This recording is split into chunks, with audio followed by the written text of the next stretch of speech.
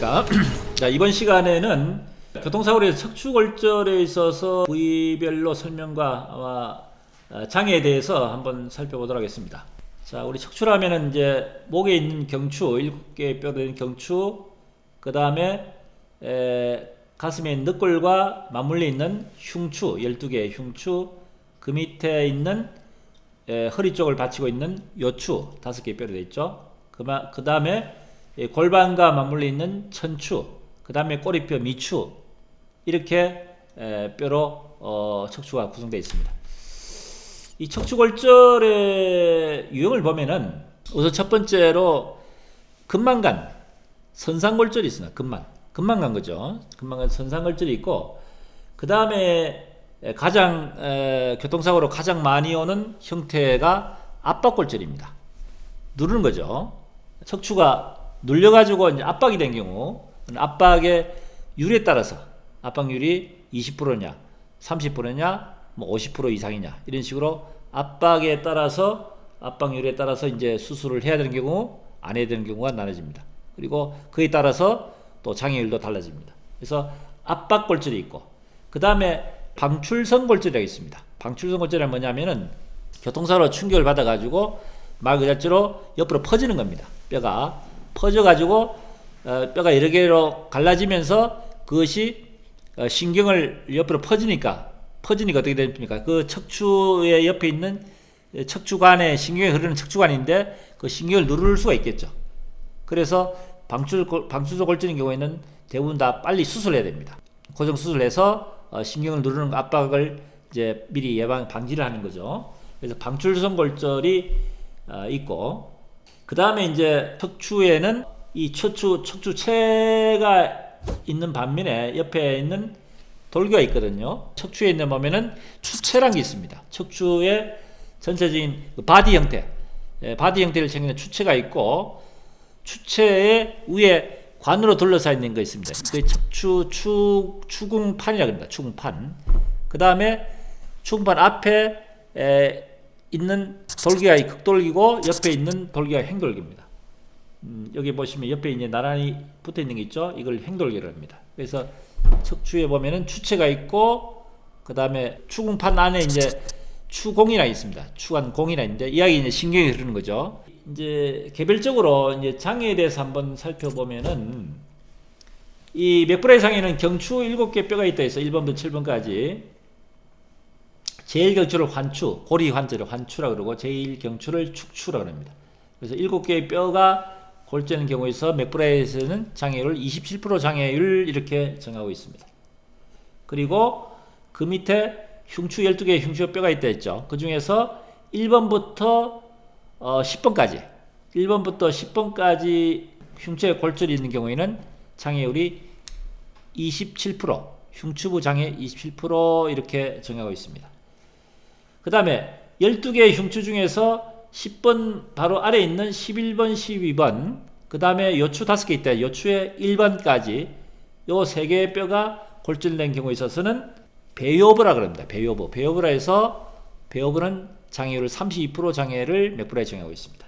그 바로 밑에 요추 5개 중에서 2번, 3번, 4번, 5번 뼈가 골절된 경우에 있어서는 요추브라 해서 장애율 29%, 장애율 29% 장애를 인정하고 있습니다. 자, 그래서 척추에 있어서는 경추부터 해서 흉추, 그 다음에 배어부, 여추까지.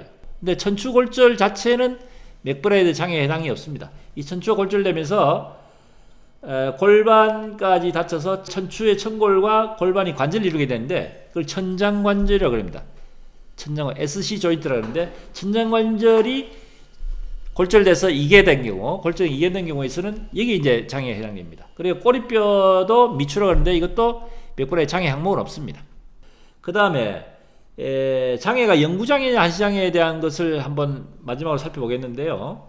척추에 골절이 있으면은 예를 들어서 척추 압박골절이다 하면은 압박골절로 인해서 장애를 인정을 하는데 그 장애를 인정함에 있어서 압박률이 보통 30% 이내는 보통 수술을 하지 않습니다. 보편적으로 그냥 보존요법으로 보조기를 착용하고 일정한 그 척추 보조기로서 안정을 취하고 재활 치료나 약물 치료를 하고 난 뒤에는 보조기를 제거하고 그냥 일상생활을 하도록, 물론 통증은 이제 지니고 살아야 되겠지만 아무튼 수술을 하지 않고 대부분 다 보존요법으로 치료를 합니다. 이런 경우에 있어서는 대부분 한시장애로 인정을 하게 되고, 그 다음에 이제 나이가 많으신 분들 또는 이제 골다공증이 있으신 분들도 문제가 됩니다만, 척추가 이제 압박이 되는데 이 수술을 신경을 누를 위험 있는 방추수성 골절이라든지 아주 압박이 심한 경우에 고정수술, 유압수술을 해야 되는데 그렇지 않고